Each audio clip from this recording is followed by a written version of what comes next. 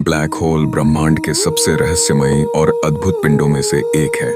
यह अंतरिक्ष का वह क्षेत्र है जहां गुरुत्वाकर्षण बल इतना अधिक होता है कि वहां से कोई भी वस्तु, यहां तक कि प्रकाश भी बाहर नहीं निकल सकता। इसी कारण इसे ब्लैक काला होल कहा जाता है। ब्लैक होल का निर्माण आमतौर पर विशालकाय तारों के जीवन के अंत में होता है।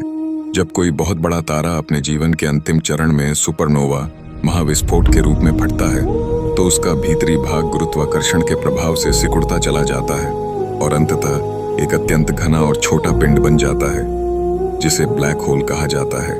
ब्लैक होल के प्रमुख भाग 8 इवेंट होराइजन यह वह सीमा है जिसके पार जाने के बाद कुछ भी वापस नहीं आ सकता। इसे ब्लैक होल की हद भी कहा जा सकता है। 2 सिंगुलैरिटी ब्लैक होल का वह केंद्र जहां द्रव्य मैस अत्यंत सघन होता है और गुरुत्वाकर्षण अनंत हो जाता है। 3 अक्रेशन डिस्क ये ब्लैक होल के चारों ओर घूमती हुई गैस और धूल की चमकती हुई परत होती है। इसमें अत्यधिक गर्मी और विकिरण होता है।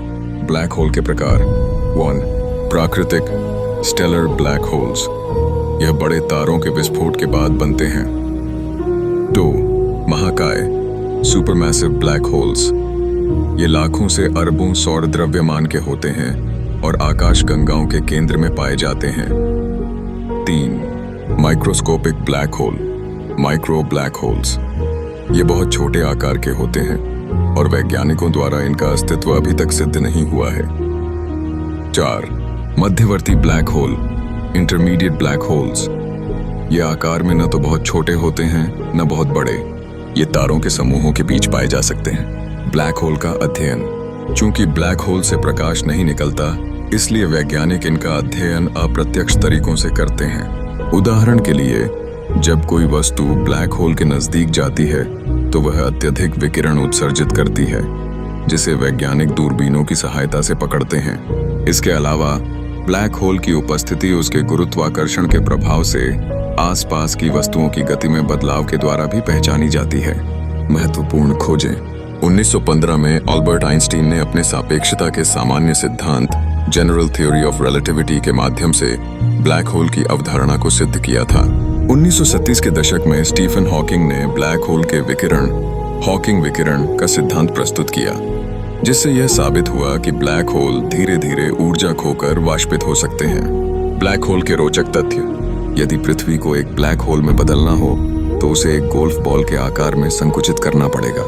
आकाशगंगा मिल्की वे के केंद्र में भी एक महाकाय ब्लैक होल है जिसे सजिटेरियस ए कहा जाता है। ब्लैक होल समय और स्थान स्पेस टाइम को इस हद तक मोड़ सकता है कि समय बहुत धीरे चलने लगता है। निष्कर्ष ब्लैक होल न केवल विज्ञान के लिए एक बड़ा रहस्य है बल्कि ये ब्रह्मांड की संरचना और विकास को समझने में भी महत्वपूर्ण भूमिका निभाते हैं। आने वाले समय में नई तकनीकों और अनुसंधानों से हम ब्लैक होल के रहस्यों से और अधिक पर्दा उठा सकेंगे। Roxanne, all she wanted